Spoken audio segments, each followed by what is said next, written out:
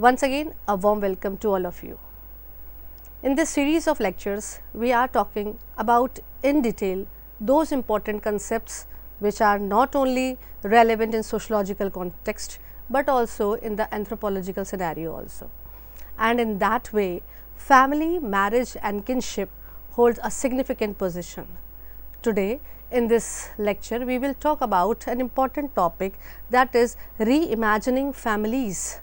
As we all are very much aware and update that of all the human groups, family is the most important and primary group. When we talk about group, it is a very well known explanation that group includes two or more than two people, and when it is in the relevance of the group, there is an important term which is associated to group, that is interaction. So, wherever there is interaction between two and more than two people, they constitute a group, and when the group is primary, the important feature of the primary group is that it is having face to face relationship. Members are closely associated to one another, they are very well known to one another and they cooperate to one another. In this way, all these features are present in the family. So, family is regarded as a most important and vital primary group. It is one of the vital institutions of human society. It is often called as the basic social institution because of its important functions of procreation and socialization, and because it is found in some forms in all the societies, means there cannot be any society where the existence of family is not there. Though its form varies, though the numbers vary, though the names also vary, but still the existence of family is there in each and every society.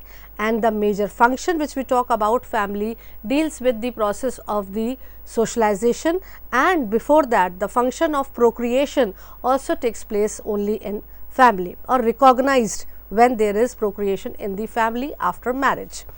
Though it is universal institution, there are cross cultural variations in the definition of family. There is no singular structure and pattern of family. Therefore, family is a term used in everyday language whose meaning is cognate with the culturally and historically specific social practices to which it refers. In any society, in any way, one can easily see the existence of family. The structure of family varies from society to society. Very commonly, if we talk about the Indian context, then nowadays we are talking different names of family, but earlier the basic demarcation was done in the form of the joint family or the extended family, or in the form of the nuclear family. While in certain cultural context, family is described as a group constituted by husband, wife, children and kin folks. In other words, it is explained as a smaller unit with adult men, women and their children. This is the basic notion of the term family. Whatever variation may be evident in the structure and pattern of family by virtue of members who constitute it, by most it is seen as a group of persons united by ties of affinity, and those who reside in a single household, that is by consanguinity. That means the relationships which are based on the form of the marriage or which are formed on the basis of the birth. In this way, family is present and can be seen in all the societies. There have been multiple arrangements and patterns that have come to characterize family in contemporary times that mark a significant departure from conventional models, making many to interpret it in crisis and contest its future. There has been shifts in the composition of family from member through blood and marriage to same sex and live-in relationships. This is the reason that in this particular topic we are talking about reimagining families, because earlier family was associated only on the basis of the when there is marriage between to opposite sex people. And nowadays the concept is very much popularized and can be easily seen, can be easily able to understand that nowadays we are also having LGBT recognition, and with that the concept of family is changing. It is taking reimagination, and therefore in this topic we will discuss about reimagining families. In the same way, we are also having the significance of the method of adoption. Nowadays, what is very commonly seen and discussed in the society, that the method of reproduction is also changing. We are having the system of surrogacy in the society, which are a common point of discussion is there in the society, because it is commonly seen and prevalent in the society, though there is a detailed analysis is required, because legal system is also associated with it. But still, the existence of surrogacy is not a new process to be known. As a student of sociology, it is very important when we talk about the reimagining families, this is importantly to know. Simultaneously, live-in relationships are also commonly seen in the society, and all these are seen in the society. Therefore, the conventional method or the conventional or the traditional concept of family is changing, which was only associated when heterosexual members marry one another and they have their children. In the traditional concept, this was the meaning of associated with the term family. But nowadays, with the changing scenario, because of the innumerable reasons, we are having the existence of LGBT, same sex marriages are there, and single parenthood is there, live-in relationship is there. Therefore, because of these changing scenario, it is important to talk about and to discuss about the reimagining families. In sociology, family is defined as a unit that comprises of people living together who are related either by blood or by marriage. Therefore, when we talk about family, commonly we have talked and discussed about the family of procreation, that is when the birth is given to a child, and second is the family of the parents, where they are associated as a family member. So, the family is formed either by blood relatives or by marriage. In the conventional sense, family is simply seen as a part of natural order of things, understood in terms of relations formulated as a part of intersection of three elements. When there is intersection of these three elements, then we can say that the formulation of family takes place, and this is marriage, parenthood and residence. The biological factors are the paramount in dominant understanding of family. A heterosexual conjugal household is seen as the fundamental to the formation of family. So, for a family, the urgent requirement is said as of marriage, and when heterosexual marriages takes place, then the parenthood concept develops, and with the concept of parenthood, one more associated important concept to family is residence, and on the basis of residence, therefore, various forms of family can be seen in the society. When it is related to the headship of the male member, then it is patrilineal, and when there is the headship recognition to the motherly side, then it is said as the matrilineal residence. Now, major important characteristics is here important to discuss about family. That first is, it is having a mating relationship. A form of marriage is definitely associated with the characteristic of family, whether it is monogamy, polygamy, whatsoever be the form of marriage, it is associated with family. A system of nomenclature is very important, because a family is known by its name, and just only saying by name is not enough. There is definite form of nomenclature which is associated with the generations, and as a result, the characteristic of a family is having a system of nomenclature. An economic provision is associated with the family, because to fulfill the needs of the family member, economic system is required, and as a head of the family or as a member of the family, it is essentially required that a family member must have a definite system of economic provision to fulfill the needs of the family members. And one important feature can be said as the common habitation, which is nowadays cannot be said as the essential requirement, but still one cannot deny that for a family common habitation also hold a significant position.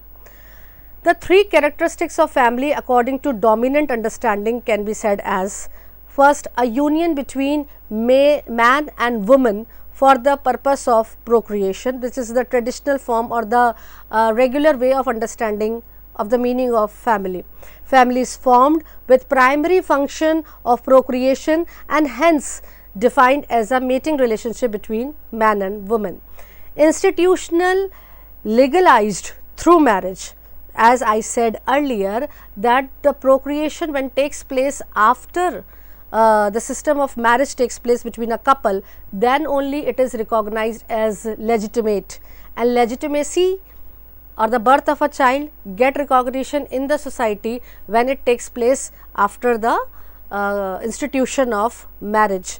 The union between man and woman is legalized to constitute a family only through marriage solemnized by the community. Means community give recognition to that family which takes place because of marriage. Again I will repeat here that nowadays the pattern is changing, nowadays the traditional concept is changing, but still we are talking about the dominant understanding of the family, and it performs functions of providing economic, emotional and physical security and protection to all of its members. This is the essential requirement for the family. Thus, the basic concepts which are associated or which can be said as relevant for understanding of the family is, though people use it in a very common way. When we talk about household, people treat it as similar to family.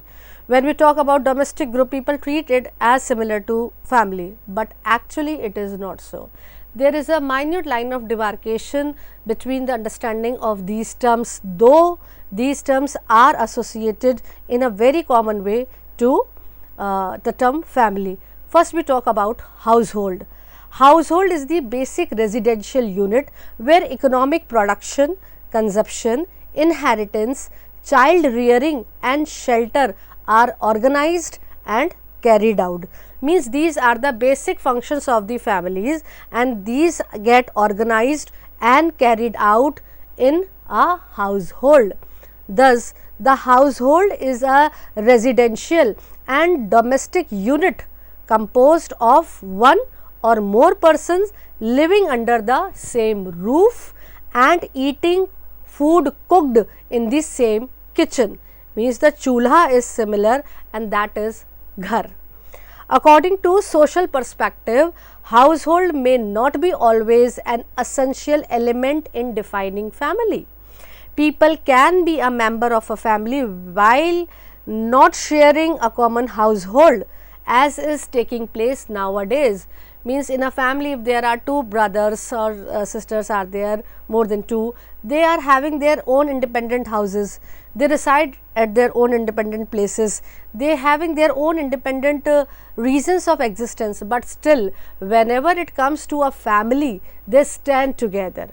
In the concept of Indian relevance, when we talk about, these are the festivals where family members are residing in the different parts, in the different households, in the different ghars, but on certain occasions of birth, death or functions, they gather together at one place. This is the feeling, this is the emotion, this is the relationship which binds them. So, in sociology, it is not always said as essential that definitely family is possible or family take place when family members live in a common roof or share common kitchen.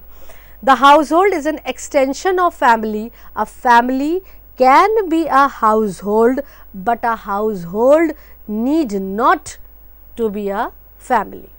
Thus, it is very important to understand the meaning between the household and family.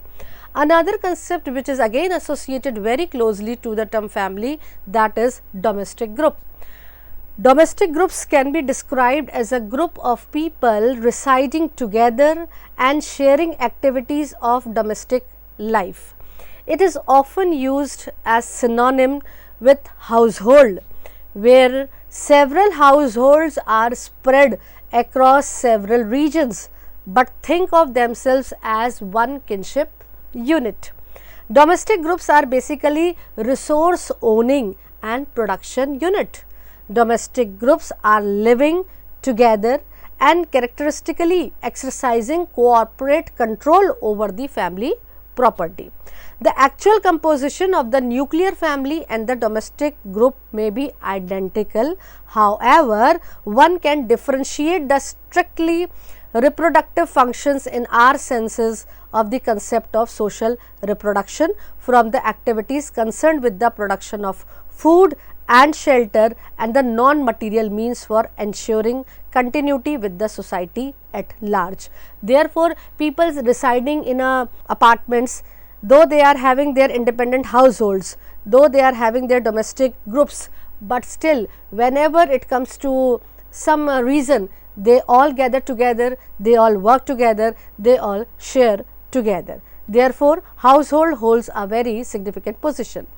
Family in a classical sociology discuss with the use of the 4 lenses, which are said as the 4 perspectives, like we are having functional perspective, we are having conflict perspective, symbolic interactionism and feminist perspective. These are the various perspectives from which a family can be seen with various lenses. When we talk about the functional perspective, this perspective demonstrates family as a vital institution because of its certain specific functions which are performed by the family. According to it, family has important functions for the society and individual. They have analyzed family in terms of functions it performs and mostly highlighted by the positive functions. Society is regarded as a system made up of different parts which depend on one another. Sociologists like George Murdoch, Talcott Parson advocated a functional understanding of family. Therefore, focuses on the structural properties and important social functions performed by the institution. Functional perspective holds a significant position. For Murdoch, family performed 4 functions, namely regulation of sexual behavior, reproduction, economic cooperation and socialization. These functions specifically highlighted by Murdoch as a functional elements of family. When we talk about Parsons pointed out the efficacy of family rests on 2 important functions of primary socialization of children and stabilization of adult personality. In this way, for children, this is again an important function which is performed by the family, and for the adult also there is the need of the family. Therefore, the functions performed by the institution of family can be said as by functional theorists that it is biologically family provides a legitimate platform for 2 adult members to sexually cohabit together as a couple and enhance social continuity. Family provides shelter and fulfill basic needs, basic metabolic needs of meeting food and intake for the family members. Family act as an economic unit in which members take part in productive activity. Members may do similar or can do different jobs, and household works are divided on the basis of division of labor based on age and gender, position of a person in a family, and even personal competence is there. But when we talk about functional theory, it focuses on the functions which is performed by the family. Another perspective to see family is the conflict theory, which highlight the relevance of the competition or conflict. Conflict theory posed that society is characterized by conflict between various social groups. Groups with unequal power and competing interests compete for scarce resources. They examine families' function within a society to perpetuate structural inequalities, and this perspective suggests that the family structure contribute to social inequality because it supports economic and gendered inequality by reinforcing patriarchal values. For example, intergenerational transmission of wealth within families creates and maintains inequality as it gets transferred from one generation to another, which raises and give possibility to competition between the family members. Another perspective or another lens to see family is social interactionism, which is a social theory that focuses on the analysis of patterns of communication, interpretation and adjustment between individuals in relation to the meaning of symbols. This perspective emphasizes that families reinforce and regenerate bonds through symbolic mechanism rituals such as family meals and holidays.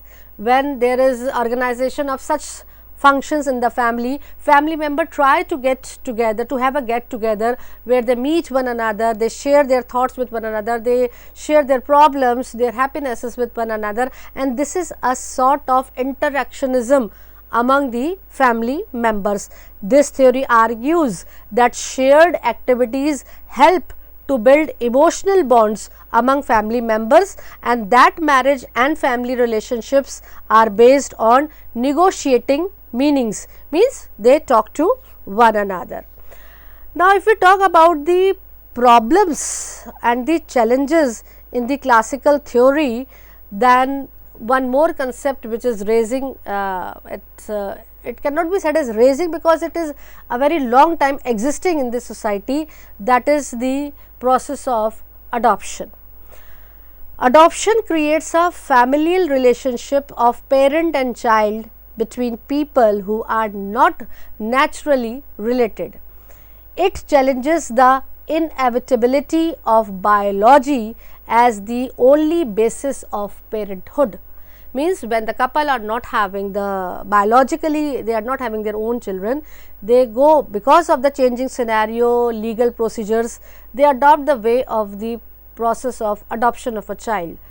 And here the role of biology, which is there in the classical theory, was accepted that the parent or a couple heterosexual must have their own child, then they constitute their family, gets a challenge, because now in this condition they move, or a couple or a single parent now move for the process of the adoption.